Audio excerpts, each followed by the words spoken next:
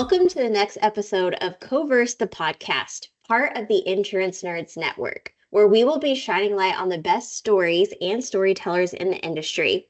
My name is Whitney Doig, and today I am joined by Cody, co-founder of SnapRefund. Cody, it is such an honor to have you here today. Thanks for hopping on. It's an honor to be invited. Thank you so much, Whitney. Absolutely.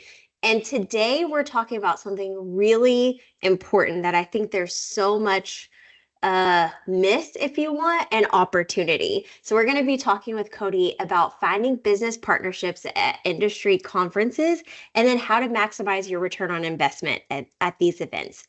They're super expensive. They take a lot of our time. And I feel like there's a ton of opportunity to do a better job at bringing great things. So that's what we're going to talk about today. So Cody, as we think about that and think about being kind of in the midst of crazy where there's a ton of conferences going on right now, how do you prepare for a conference to make sure that you're making the most of your time?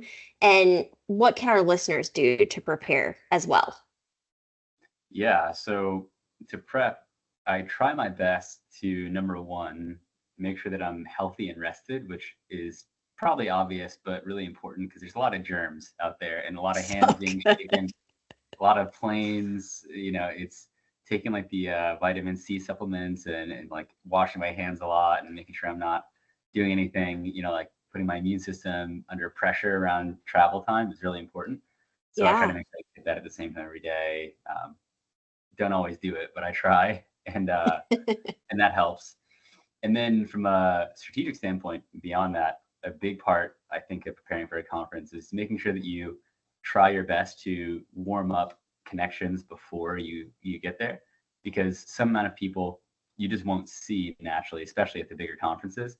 Yeah. So trying to make sure that you have meetings arranged with key people who you can identify ahead of time, and also making sure that you can also understand who you don't necessarily need to talk to can be a great way to try to maximize the time once you're there. I love it. I love it. What are some of the ways you use to identify those key people that you want to make sure that you're talking to at these conferences, and then maybe also help you sift out the ones that you don't need to connect with? So I think it comes to back to knowing your demographic really well. And if you're there for investors, then you'll be looking at the investors on the attendee list, doing your diligence and understanding who they are. Are they part of your target? Do they invest in your round size? If it's sales prospects, you want to understand, are they a potential customer? What's their company like? What's the size of their company? Is that at all in line with what you're looking for? And going in from there and making sure that you make sure that people who check all the boxes are the ones that you reach out to first is the strategy that we've had the most success with. I like it. I like it. And when you have identified the ones that you know that you want to talk to, what is your strategy for connecting with them at the conference? And what does that first initial interaction look like with somebody that you know you want to do business with? Yeah, well, the important thing is not to just come across like, please buy my stuff. That's Yeah. it's really not the the best approach. I think in general, you need to make sure that you're speaking their language and talking about things that matter to them. If you expect Yeah. them to engage you in an authentic way, and you need to be authentic because people can smell desperation or salespeople from a mile away. And it's really important never to lead with like a sense of urgency around like, hey, I want you to do the thing that I want you to do, but instead understand like, hey, I actually want to understand what you need and Yeah. take it from there. And assuming you did your homework well enough, then you already know that they probably need what you have. So you can have an organic interaction from that basis a little more easily, I find. I love that. So prep work is super important so that you're really dialed in and you're having strategic conversations in a meaningful way, right? I love Absolutely. that. What about, so I feel like an area that a lot of people struggle is post conference. Now that I have a plethora of business cards and I've made all these connections and we've had conversations and we've talked about circling back, what do you do post conference to ensure that the connections that you made while you were there continue and turn into something that is meaningful for both sides? So kind of what are your tips and tricks for follow-ups after you leave the conference? Yeah, this one's really important and an area that I want to get better at myself because it's still a challenge today. Same. It's Same. it's so easy when you're in person, you talk to someone, the conversation's always like, yeah, we'll find some time, we'll find some time. And then you could have months go by of after the conference where you just never actually get a hold of them again. So there's an adage in sales I've heard before called BAM FAM, book a meeting from a meeting.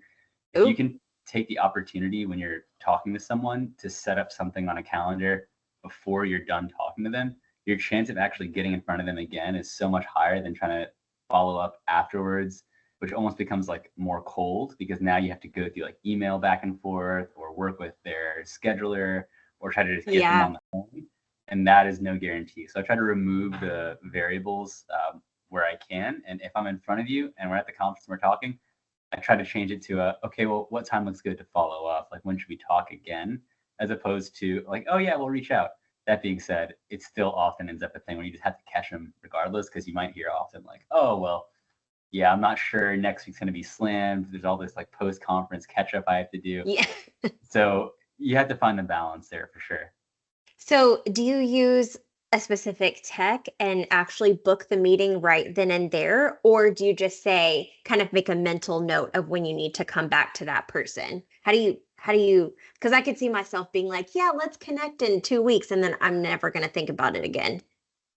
Yeah, so I just use Google Calendar. I'll use my phone and pull it out of Okay. my pocket and just schedule the meeting on the spot. Or if it's not a book a meeting situation and I have to follow up later, I'll just make a note in my phone. So I'll have like a big note Gotcha. file while I'm on the conference floor, and I'll usually do like voice to text to dictate to it, which is like kind of hilarious. And you look back at it later and realize like how many words it just thought were something else. But as long as you can understand the gist of it, that helps a lot, because then you can go back and make a recurring reminders or whatever you want to do to follow up at the times that you need to. Okay, I love it. I love it. So, this is something that I would say that you're good at is making connections. So, can you share with the listeners how conferences have helped you secure new business relationships and how it has impacted your business?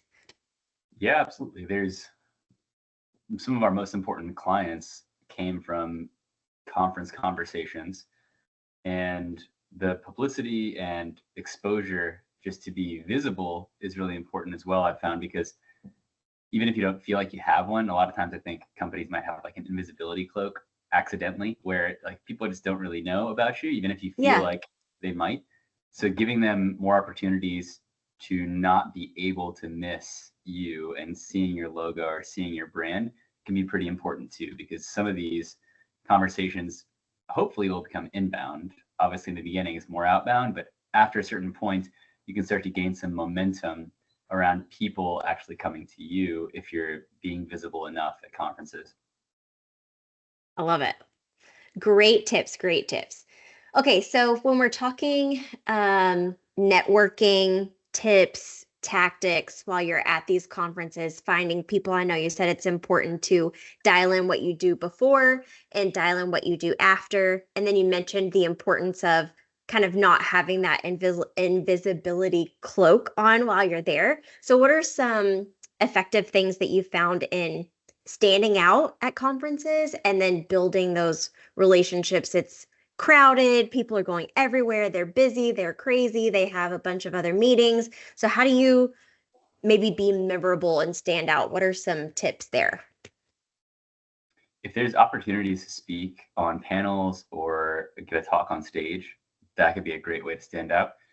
Uh, Additionally, having some sort of compelling booth or situation that just makes people want to come over is obviously a time honored tactic at conferences. I will also just give the note though, just being pragmatic, it's really crowded. Everyone is also going to be doing the same kinds of things. So you have to make sure that above all else, you have something that's really valuable to people, and finding a way to, as quickly and succinctly as possible, communicate that value is one of the best ways I've found to stand out, whether that be nailing an elevator pitch, knowing how to pique someone's interest in like, 5 words or less. Yeah. Uh, it's it's really important just to dial in on that, because no matter what you do, everything else is kind of like a dog and pony show if you don't have the thing at the basis of it all that like really matters to somebody. Right? Yeah. Because if you don't, then you're just going to be like a cool booth at a conference, and that's all that you'll ever be to these people, right? So having that dialed in is so, so, so important. Great. I love that. That's great. All right. So this is something I I have been back and forth about for a long time. And I want to talk about business cards. So it seems to be the standard at events. You're placing them in bowls or whatever to try to win whatever giveaway they're doing, or you're just exchanging them. And then what happens, right? Nothing happens. So talk to me about how you feel about business cards, if you use them, if you don't use them, if you think there's a better alternative, and then maybe for those that are collecting those business cards, how do you use them in a meaningful way after the conference and they don't just get thrown away? Yeah, so I have a stack that I come back with every time at business cards, and I actually love business cards. So I might be a little old school because I take them, I put them all into our CRM, Hmm. and I'll make sure that I connect with everyone on LinkedIn who I have a card for. And that way, even if they're not a great prospect, I'm still sort of solidifying that I met this person. And if there's anything in the future that makes sense, we now have this connection, this line of communication. And then afterwards, I just have a huge stack in my bookshelf over there, and I just put them all in there. And over time, that stack has gotten pretty tall. So I'm gonna look back and think of all the places and people that you come across. Yeah, yeah. Do you ever go over and just kind of sift through them and see if there's anything, hey, I think it makes sense to reach out to this person again or that person, so revisit them. I'm guilty of putting them away and then I never go back. So do you revisit them from time to time? I do, and I just did this over the weekend. I was looking through my stack, and I made a bunch of notes for this morning to be revisiting different connections that might have fallen through the cracks. So, absolutely, it's a physical token that gives you that reminder. Yeah, yeah, a physical token. I like that. I haven't thought about it in that light before. Okay, so lots of people talk about KPIs or your return on investment and all the little acronyms that we like to use in insurance. So, are there any metrics, I guess, if you will, that you use to judge if a conference was successful for you or not? Yeah, this is one that we could certainly improve at. And the ways in which I envision that would be understanding. I mean, the baseline one that we track already is how many clients are a direct result of the conference. But before we even get to that point, we have to decide if we're going to go to a conference. And one of the biggest considerations is how many people are going to be there within the demographic Mm-hmm. that we're trying to reach. And that helps us try to extrapolate, and we can look backwards and analyze some of the data and say, all right, so past conferences, with this size, we saw this many customers, which could be zero, could be more than one, could be a dozen, right? It just depends on the conference. And being able to try to get a hit rate from there and say, okay, so on average, you know, 2% of the attendees might become leads. And then of the 2%, maybe 10% of that 2% become clients. You can try to work backwards or forwards from there and try to understand how a conference might perform or how you might perform within it. But we need to get even better at that ourselves because, truth be told, we have a lot of data over the years, and I'm sure there's insights we can pull from that by taking a quantitative approach.